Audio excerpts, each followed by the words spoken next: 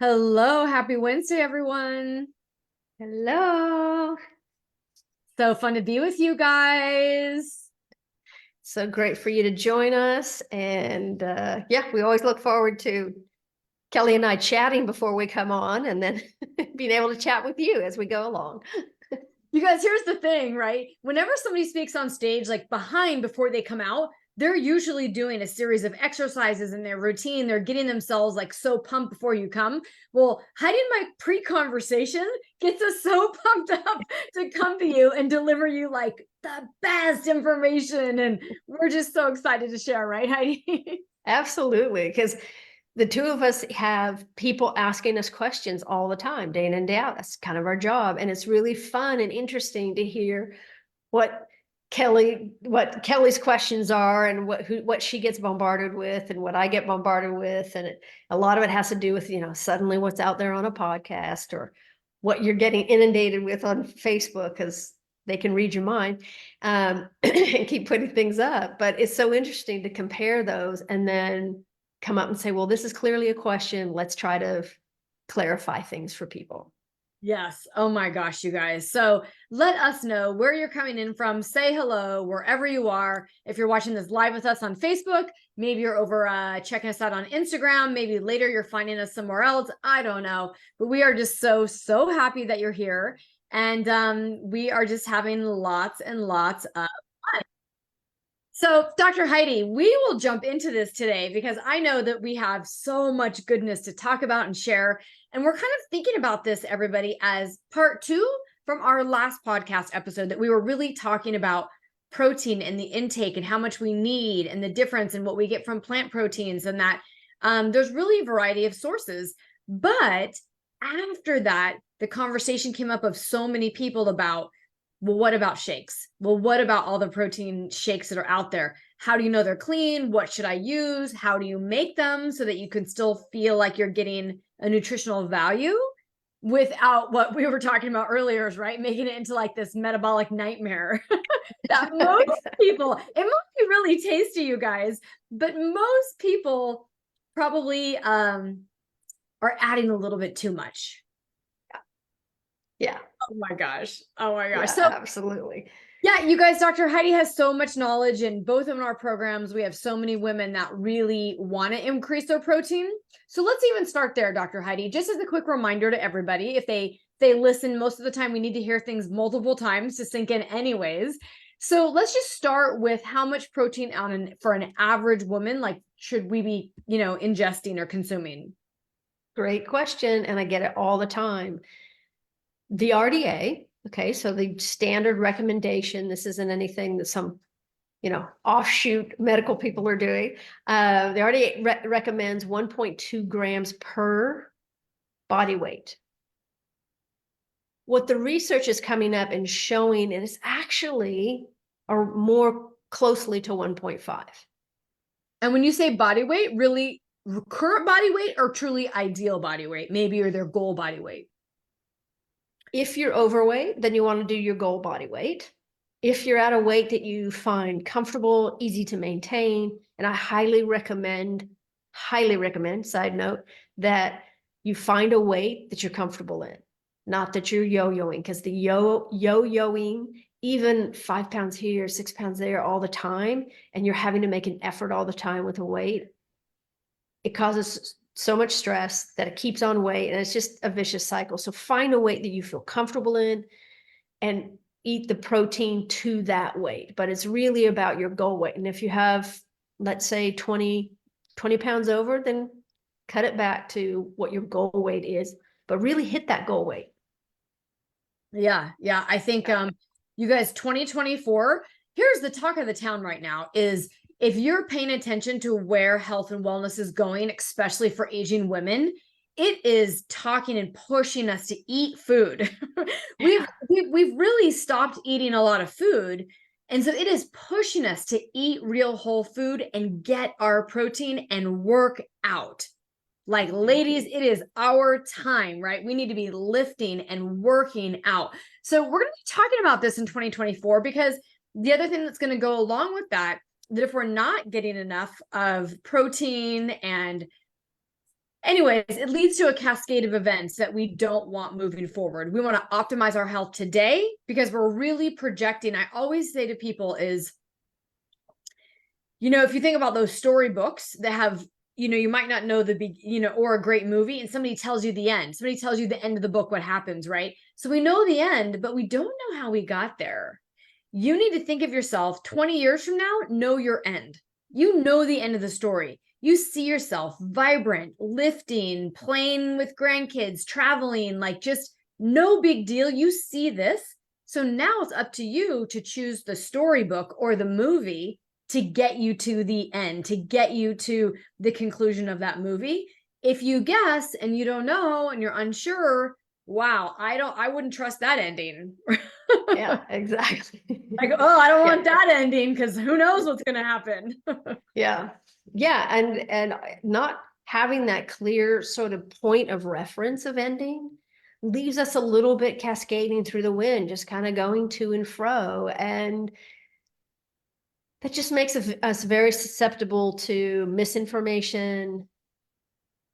Trends.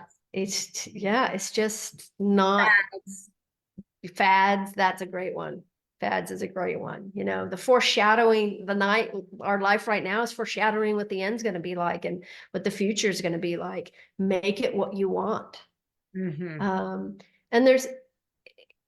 because health is a commitment, right? Because you want to be healthy your whole life. So 100%. It's a commitment. Yeah. I just was on with some women and the word I'll try came up. Yeah. And I said, okay, let's stop right there. Let's back this up, because then that means you're not committed. You're already giving yourself an out. You're already giving yourself the excuse. It's okay if you don't do the thing. So do you want to be healthy? Do you want to commit to this lifestyle or not? Because once you've made the commitment, then all the decisions are easy. Yeah. So yeah, absolutely. Okay. Commitment's a key. And when you say try, I'm not going to do that. That's the message in the back of the mind. Do it once, maybe, a couple times, and then before you know it, eek. Yeah. I Absolutely. know. Okay, and so remember when you're in the childbearing years, I'll just use moms, because that's what we have a lot who listen to us and talk to us and who we work with.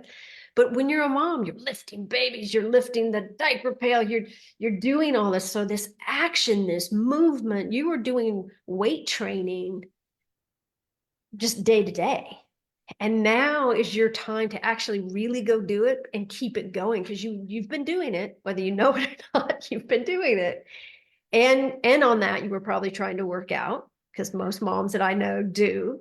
They're pushing the stroller, running with the kids, and when the kids are in school, they're lifting their weight or doing their yoga. So you're doing all those things.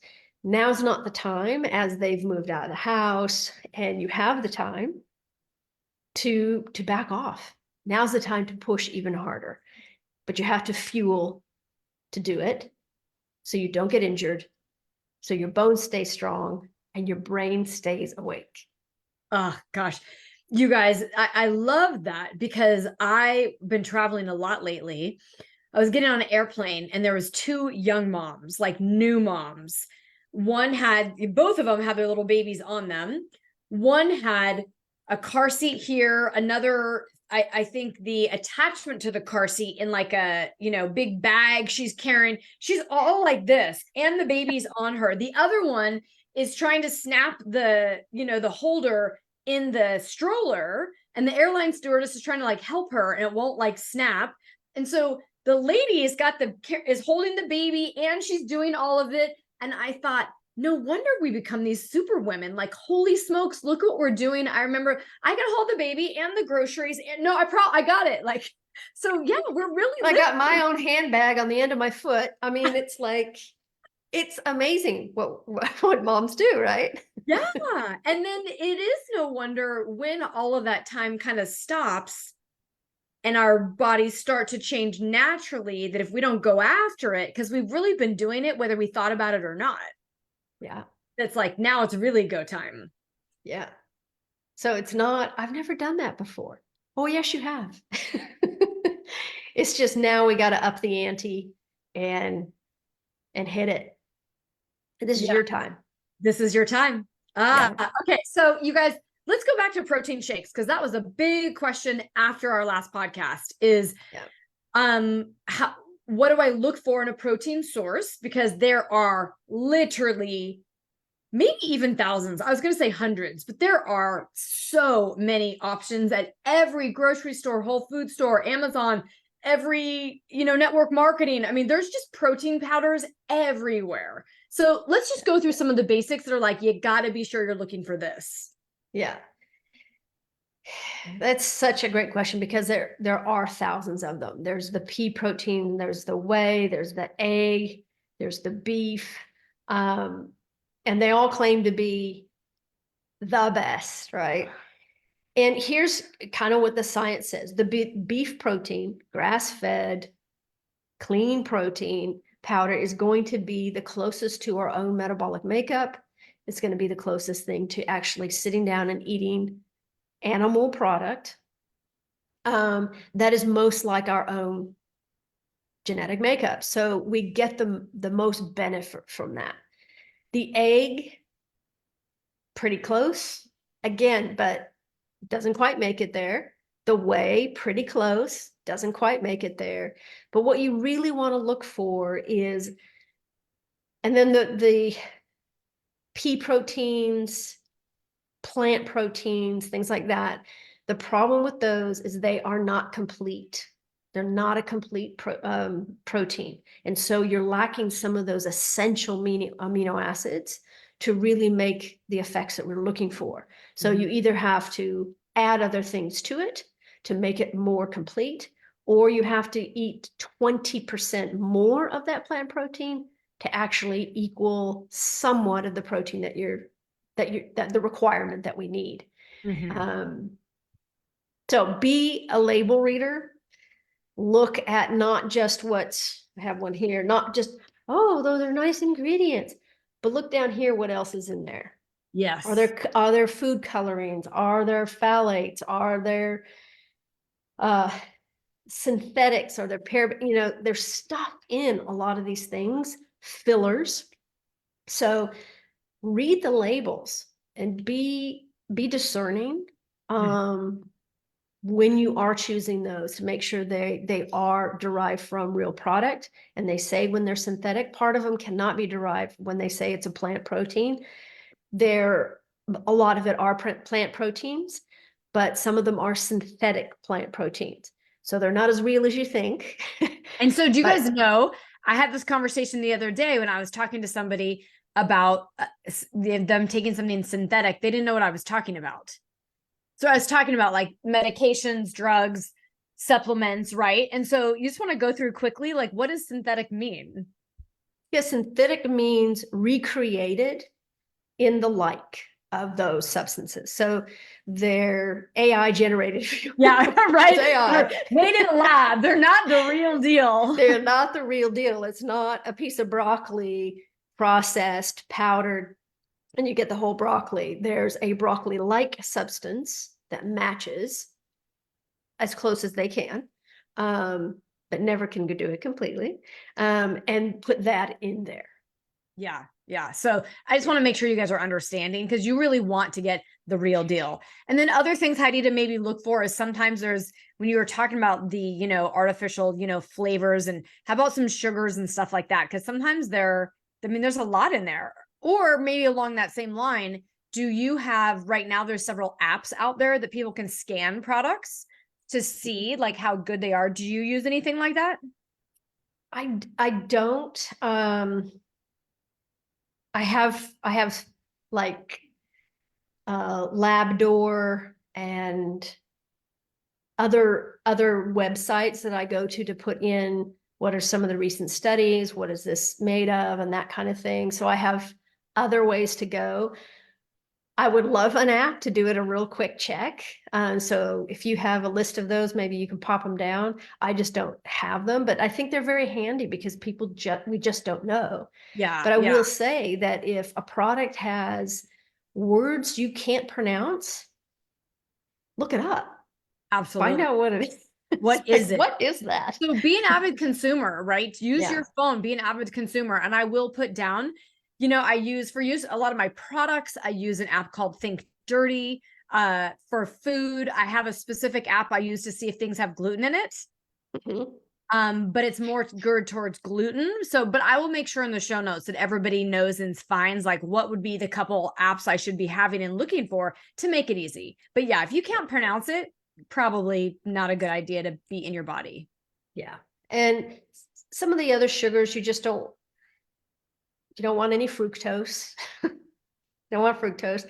It's naturally occurring in our fruit, but in that form, it's digestible. In the synthetic form, which is what it would be in anything added, it's not. And it can be inflammatory. Lohan, the stevia seems to be okay for some people, but it can't be several different or the first thing on the label. Yes. Right. Yes. So if it tastes too sweet, check it out, because Lohan can be very sweet, but it doesn't spike insulin and so forth. And also notice that if you ingest it and you go, oh, that's nice and sweet, but if you're hungry or tired 2 hours after taking it, could have spiked your insulin. Yes. Yeah. So does that good. help, Kelly? Yeah, no, I think it's very, very helpful because there's just so much out there. And so just know, like, what, do you not eat beef? Are you a vegetarian? You can't take dairy? I mean, you find your preferences, and then you can probably find a pretty clean source and try a few, I mean, obviously look at the ingredients of everything, but when you find a few good ones, try them all and see what you like the most. Look at the protein grams, because sometimes, I used to use one that it didn't have that much. It was like 16 grams in a scoop. And I thought that was great. I'm like, ooh, that's not enough. Yeah. So, but yeah. you also have to look at quality versus quantity. So you may have a protein drink that per scoop or per serving is, 20 grams of protein. But if it's got gobs of stuff in it, what are you really deriving from that protein? Whereas some of the other ones that's all you're getting is beef powder, tastes kind of beefy. And maybe there's only 10 grams per serving, but you're absorbing all of that 10 grams. So it's also about, of what you're getting, how much quality are you getting with that? And when you muck it up with all kinds of other things, which we can come back to, the shakes, you lose the benefit or you lose the absorbency. So let's go there. I mean, because most people aren't willing to just take their powder, throw it in water, shake it up, and drink it. And that's actually what it's intended for. Or a coconut milk or something like that. Easy, on the go, shake it up, drink it. It's not to like make a dessert out of it. Right. I mean, you can, but right. So most of the people will come in and say, well, I ask, well, what do you have in the morning? And well, I don't have time to really eat, so I just do a shake. Okay. What's in the shake? And they'll start, well, I'll do a little coconut milk, and then I put in my kale, and then I put in my spinach, and then I put in my blueberries and my strawberries and a little bit of pineapple. Sometimes I'll throw apple in there. And I was like, no, you just had how much fruit, right? One piece of fruit is going to be sufficient for flavoring or sweetening a drink. Leave the rest to vegetables, but vegetables are also naturally sweet. A lot of people don't like beets, but oh my gosh, are they super sweet when you eat them? Some people think they taste like dirt, but a lot of the things, carrots have natural sweeteners in them that those are better for you and they won't spike your insulin. Fruit, as good as it is, we really only want 2 pieces of fruit a day. We want to get those 2 pieces of fruit a day, but we can't load up the morning with those 2 pieces of fruit because that sets the stage for our insulin all day long. And then we get these insulin spikes, and that's makes for anxiety, depression, craving carbs, brain fog, irritability, body aches. And I have to say, I could probably about 50% of the women I talk to are eating shakes and they think that's the best, or they're trying to lose weight. And so they're taking shakes and think that's the best, but they're they're adding all this to it. Yeah. Or what they're doing is so drastic to lose weight, it's also maybe not sustainable. And there's two different things, you guys. Are you looking to really lose weight, or are you looking to sustain and make sure you're in optimal nutrients and getting your protein? And that's really what we're talking about. We're not talking about losing weight right now. So just to kind of side note of making that clear. So it should be pretty simple ingredients. If you want to blend some stuff in, like just a few things, it shouldn't be 10. Yeah. Yeah, absolutely. And it shouldn't be dessert in the morning. It shouldn't be dessert ever. Dessert is just kind of, should be a treat and should be very, very small, but it just should be more protein based in the morning, good fats, and you are good to go through the whole day. You've set that stage. You've given your body what it needs, what it's coming out of a fast through the night of sleeping. You're giving it what it needs, and it will be a very efficient machine given that good data. Yes. Oh my gosh, you guys. So think about that, is you're not trying to make it delicious. And so the other question, Heidi, what about, we really talk about adding in nut butters in it? Because that's the other thing a lot of people add is a nut butter or avocado, which those aren't, I mean, I guess you'd say avocado is more of a fruit than a vegetable. I don't know. It acts more like a really good veggie, even though technically it's a fruit. It doesn't tend to spike blood sugars or insulin. And so we really throw it more into the good fat category. Those are great to add in into shakes. What was the other one The nut butters. The nut butters.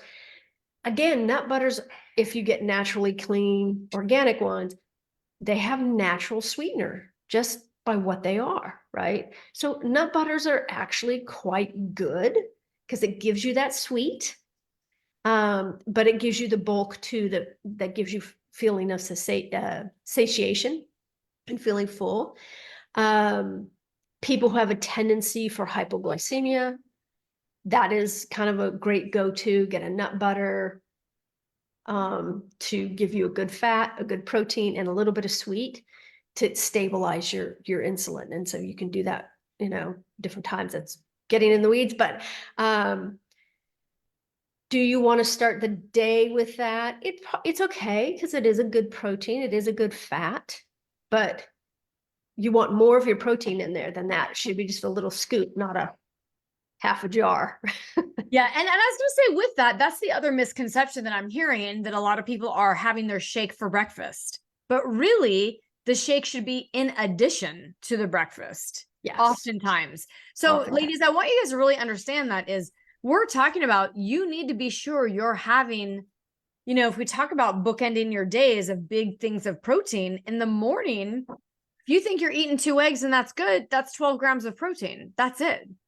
If you're eating your shake, and even if your shake has 20, 24 grams of protein, it's really also not enough. Now, if you think you're too full, but it's probably because you're adding all the other things. If you're just shaking it up with a little bit of your almond milk or coconut milk or something, then it's like, okay, and let me eat my food, right? That's extra, and let me eat my food. Yeah. Well, the shake is in and of itself theoretically nutritious, right? It's the process of eating, seeing, cooking, and allowing the body to derive the nutrients from that protein, aka amino acids, to then make neurotransmitters to help with our muscle building, to help with muscle repair, all the things that protein and amino acids do. But they're essential to our mood. So think about that as you're saying. So you want to set a good mood for the morning, you can have a little bit of shake. Don't make it a meal, just have the shake and then go have a meal that has some protein in it, veggie, that kind of thing. Breakfast for dinner, dinner for breakfast, rather. Right. Okay. So, but it's not just shake, shake, shake, because then our digestive tract tends to slow down because it doesn't have anything to, really process and make a stool and do all that stuff that it really loves to do, because that's what it's designed to do. Yeah. Yeah. You guys, okay. Let's just back up, Heidi, for the lay person, because everybody gets in the weeds of wait, you're talking about proteins. You were just saying something about amino acids. You're talking about neurotransmitters. What? You and I, it's like common language, but I want everybody to understand this kind of step 1, step 2, step 3. And without it, like we need all of that for positive brain function and all the other function of the body. But let's kind of walk through what breaking down proteins are, and why we need these amino acids. And if we don't, some people even supplement with amino acids. We were talking about that. Absolutely. So we need the protein because we derive so many things from it, but mainly what we get from the protein, aside from, collagen peptides and things like that, is amino acid base. And the amino acids are the things that help the production of neurotransmitters. So, in this day and age of people battling depression and anxiety at unbelievable levels, why aren't we talking about the food we're eating? Because it's not our body just going into a deficit like, oh, okay, I'm not going to make any more dopamine. I'm tired of making GABA, right? It doesn't just do that, but it needs the signal to do so. And the signal comes from amino acids. So you guys, I just want to break a pause for a second to say neurotransmitter. So neuro meaning brain function, neurological function. Obviously, neuro can be your whole spinal cord and everything, but we're really talking about what's happening in the brain, the signals that are sent. So neuro to the brain, and transmitters is, think about it as a super highway, things talking, things communicating. So things one communicates to this to make this. So that's what Dr. Heidi was saying, you guys, in order to make what we need to boost our mood is we need that super highway to communicate to the brain to say, hey, make this. And so therefore, these things are all necessary. Yeah. That's why when someone's like, I'm on the cookie diet, I'm on this diet, I just eat shakes. Like, oh, your body's not getting it all, honey. Like, Yeah. Think of think of amino acids. I loved your super highway idea because think of those amino acids as cars going to your mood, going to your brain, going to your response systems. Can your immune system turn on? Can you run, fight, or flight from any danger? Can you get a bug and recover quickly? These kinds of things. Think of those cars loaded with money. If that's right. And so think of them as loaded with money. You want more money on the highway, right? Exactly. I want plenty of money, right? Plenty of money. Who wants less money? Who wants less money? Right. So it's all about loading those cars, those amino acids, lots of money, getting to where they need to go. And that is derived from our protein, among other things, right? When we have muscles, it supports our bones, our nervous system, our vasculature. It's when those become weak, everything else starts to become weak. Okay, so let's piggyback to that because we were talking about strength training. We're talking about us aging women developing muscle mass. We were talking about protein. But for the audience out there, and I hope you guys maybe have already made the connection, but for some of you, you're like, what does muscle mass have to do with eating protein and all these neurotransmitters? Like, can I just eat protein and all the neurotransmitters will work? How is it connected to building muscle in my body? Maybe let's just back up a smidgen to talk about that. Great point. So when we get that protein and we make that amino acid and we send these signals and we get the muscles, we have to move the muscles. We have to activate the muscles. And the mere activation of those muscles then creates turning on. Okay, activation, like turning on those muscles, those fibers, those nerve endings. And they stay on. It keeps sort of a self-feeding loop of response, rest, response, rest. And it just keeps doing that. And it can handle things. And it's prepared. It's the preparedness of our body for aging, for hormone shifts, for illness. If we fall down and break something, repair. And our brain's a muscle, and it relies on the feedback from our muscles, our proprioception, all the neurochemicals that go back and forth that our muscles tell our brain, and it keeps it active. It's an amazing synergistic machine. We just have to give it the right data in terms of food and movement and the rest. You guys, this is so good. And I really believe, I know it is hard to change paradigms. I know it's hard to change the beliefs or what was taught to us years ago. But there is new information. We do know so much more. Unfortunately, those old paradigms are still being talked about. So our brains want to hold on to things. So ladies, this whole stigma of being stick thin, right? No, that's like not, if you want longevity and health, you need to build muscles and you need to be eating protein. Yeah.